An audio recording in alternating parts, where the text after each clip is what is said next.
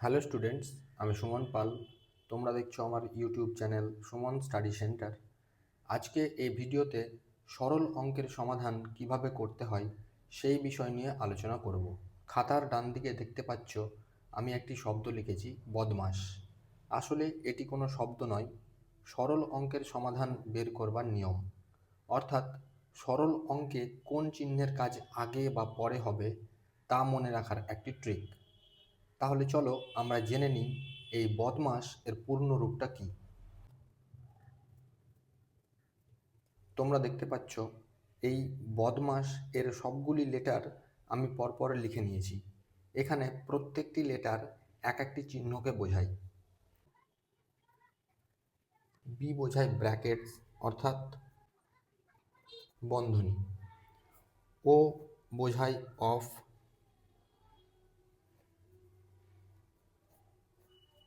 অফের অর্থ এর। ডি বোঝায় ডিভিশন, এর অর্থ ভাগ। এম বোঝায় মাল্টিপ্লিকেশন, মাল্টিপ্লিকেশনের বাংলা অর্থ গুণ। এ বোঝায় অ্যাডিশন, এর অর্থ যোগ। এবং এস বোঝায় সাবট্রাকশন, এর অর্থ হলো বিয়োগ। অর্থাৎ আমরা যখন সরল অঙ্কের সমাধান বের করব তখন প্রথম আমাদের কাজ করতে হবে ব্র্যাকেটের। এবার দেখো এই ব্র্যাকেট আবার চার ধরনের হয়। আমরা এই ব্র্যাকেটগুলি পাশে লিখে নেব। প্রথম ব্র্যাকেট হচ্ছে রেখা, অর্থাৎ রেখা বন্ধনী।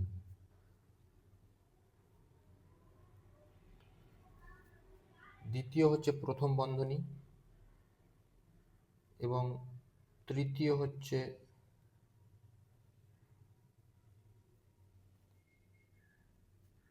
দ্বিতীয় বন্ধনী এবং লাস্ট হয়ে গেল আমাদের তৃতীয় বন্ধনী। এবার এই চার ধরনের বন্ধনী, এই চার ধরনের বন্ধনী আমরা কিভাবে চিনব? যে কোনো সংখ্যার উপরে এইরকম যদি আমরা একটি সরল রেখা দেখতে পাই তাহলে সেটাকে আমরা রেখা বন্ধনী ধরব। প্রথম বন্ধনী হবে এইরকম চিহ্ন, দ্বিতীয় বন্ধনীর হবে এরকম চিহ্ন এবং তৃতীয় বন্ধনীর হবে এরকম চিহ্ন।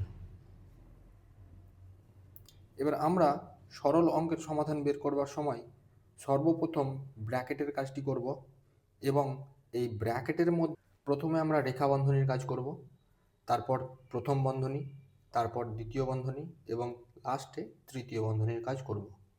বন্ধনী শেষ হয়ে যাওয়ার পরে আমরা এর অর্থাৎ যেখানে এর লেখা থাকবে সেই কাজটা আমরা করে নেব। এই এর এর অর্থাৎ এক ধরনের গুণ। প্রশ্নে যদি এর লেখা থাকে তাহলে আমরা সেটাকে গুণ হিসাবে ধরে নেব।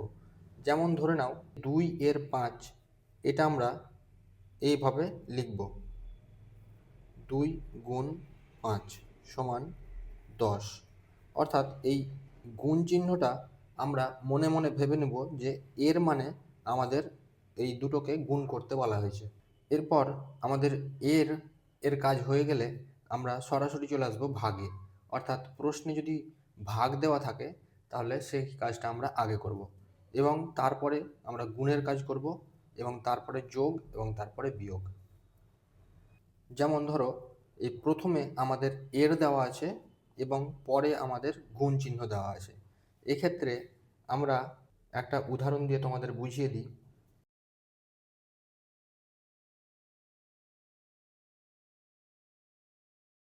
ধরে নাও কোনো সরলের ক্ষেত্রে এইরকম যদি অঙ্ক দেওয়া থাকে তাহলে আমরা প্রথমে এই এর এর যেখানে লেখা আছে সেই কাজটা আমরা আগে করে নেব। যেহেতু আমাদের এরটা প্রথমে আছে এবং গুণটা পরে আছে, তাই আমরা এর যেখানে আছে সেই কাজটা আগে করব। অর্থাৎ 10 গুণ এই 5 আর 6 গুণ করলে হয় 30, এইভাবে কষে নেব এবং তারপরে আমরা গুণের কাজটি করব। অর্থাৎ এইভাবে আমরা করব। একটি অঙ্ক সমাধান করে তোমাদের পুরো ব্যাপারটা ভালোভাবে বুঝিয়ে দিই। দেখো, খাতায় আমি একটি সরল অঙ্ক লিখেছি। এই অঙ্কটির সমাধান আমরা কিভাবে করব সেটা একটু দেখে নিই। প্রথমে দেখো, আমাদের বি অর্থাৎ ব্র্যাকেট মানে বন্ধনীর কাজটি আগে করতে হবে, এবং বন্ধনীর মধ্যে আমাদের রেখা বন্ধনীর কাজটি আগে করতে হবে। তাহলে এখানে তোমরা দেখতে পাচ্ছ রেখা বন্ধনী অর্থাৎ সরল রেখার মতো দাগটি থাকবে, সেটি হয়ে যাবে আমাদের রেখা বন্ধনী, অর্থাৎ এইটি আমাদের রেখা বন্ধনী, এবং এই রেখা বন্ধনীর কাজটি আমাদের আগে করতে হবে। রেখা বন্ধনীতে দেখো দেওয়া আছে 11+3, অর্থাৎ 11+3টাকে আমরা সমাধান করব, এবং বাকি যে অঙ্কগুলি আছে সেই অঙ্কগুলি আমরা লিখে নেব।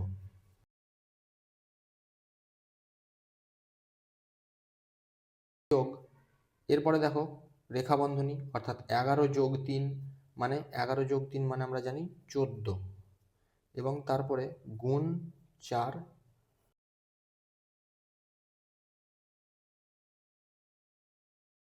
তাহলে শুধুমাত্র আমরা রেখা বন্ধনীর সমাধানটুকু করে বাকি যেমন আছে তেমনটাই রেখে দিলাম। এরপরে আমাদের কি করতে হবে না, রেখা বন্ধনীর কাজ শেষ হয়ে গেলে আমাদের প্রথম বন্ধনীর কাজটা করতে হবে। তাহলে দেখো, প্রথম বন্ধনী আমাদের কোথায় আছে? প্রথম বন্ধনী আমাদের দেখো এইখান থেকে এতটা অংশ জুড়ে আমাদের প্রথম বন্ধনী, এবং এই প্রথম বন্ধনীর অংশের কাজটুকু করতে গিয়ে আমাদের দেখা যাচ্ছে বিয়োগ এবং গুণ দুটি চিহ্ন আসে। তাহলে বিয়োগ এবং গুণের মধ্যে আমাদের কোন কাজটি আগে করতে হবে সেটা আমরা একবার দেখে নেব। তাহলে দেখো, এইখানে সব লাস্টে আসে বিয়োগ, এবং উপরের দিকে এই মিডিলের দিকে আসে গুণ, অর্থাৎ বিয়োগের আগে আমাদের গুণ চিহ্ন আছে, তাই আমাদের গুণটাকে আগে করতে হবে এবং বিয়োগটাকে পরে করতে হবে। তাহলে আমরা বাকিগুলো যেমন আছে তেমনটাই লিখে নেব।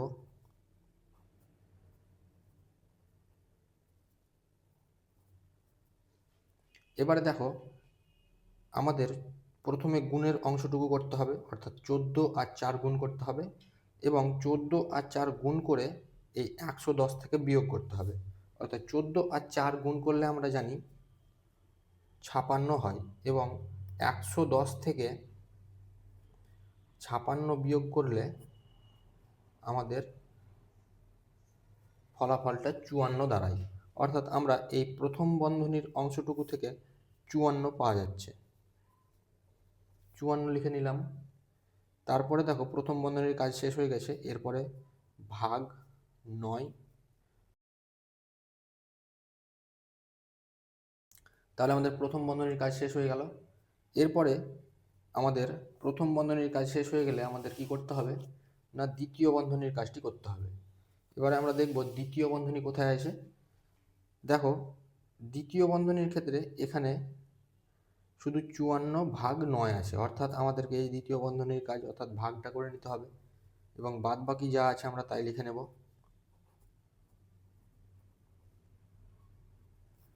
দেখো, 54 দিয়ে ভাগ করলে হয় 6, তাহলে আমরা এখানে 6 লিখে নেব। দ্বিতীয় বন্ধনীর কাজ শেষ হয়ে গেল, তৃতীয় বন্ধনী দিয়ে ঘিরে দেব, এবং ভাগ 2 এর 9। এরপরে দেখো, আমাদের দ্বিতীয় বন্ধনীর কাজ শেষ হয়ে যাওয়ার পর লাস্ট পড়ে আছে কি, তৃতীয় বন্ধনী। তাহলে আমাদের এখানে শুধুমাত্র তৃতীয় বন্ধনীটিই আছে। তাহলে আমরা বাদ বাকি যেমনটি আছে তেমনটি লিখে তৃতীয় বন্ধনীর কাজটি করব, অর্থাৎ 4 গুণ 24 থেকে 6 যদি আমরা বিয়োগ করি তাহলে আমরা কি পাবো না, 18 পাবো। তাহলে 24 থেকে 6 বিয়োগ করে দিয়ে আমরা 18 পেলাম। তারপরে যেমনটি আছে তেমনটি লিখে দেব, 2 এর 9। এরপরে দেখো, তিনটে চিহ্ন আছে, অর্থাৎ গুণ চিহ্ন একটা, ভাগ চিহ্ন একটা, এবং এর একটা। তাহলে এই তিনটে চিহ্নের মধ্যে সর্বপ্রথম কোন কাজটি হবে আমরা একটু দেখে নেব।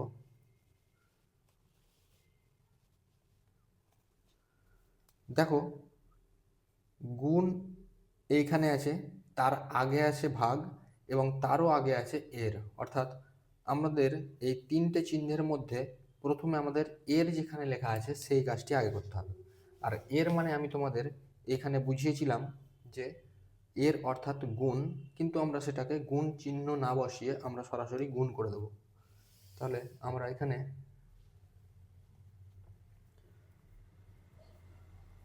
4 গুণ 18 বিভক্ত, এবার এই যে যেহেতু 2 এর নয়, তাই 2 এর সাথে 9কে গুণ করলে আমাদের পেয়ে যাব 18।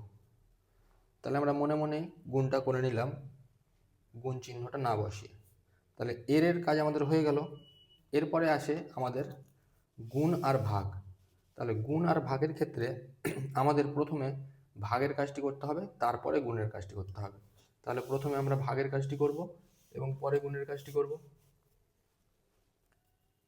তাহলে 4 গুণ 18 ভাগ 18, অর্থাৎ আমরা যদি এখানে 18 দিয়ে 18কে ভাগ করি তাহলে ভাগফল আমাদের 1 বেরোয়। তাহলে ভাগফলটা আমরা লিখে নেব 1। 18-র সাথে 18 ভাগ করে আমরা 1 পেলাম।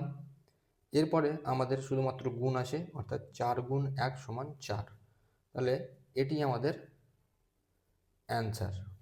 তাহলে তোমরা জানতে পারলে কিভাবে বদমাশ পদ্ধতি প্রয়োগ করে আমাদের এই সরল অঙ্কের সমাধান করতে হয়।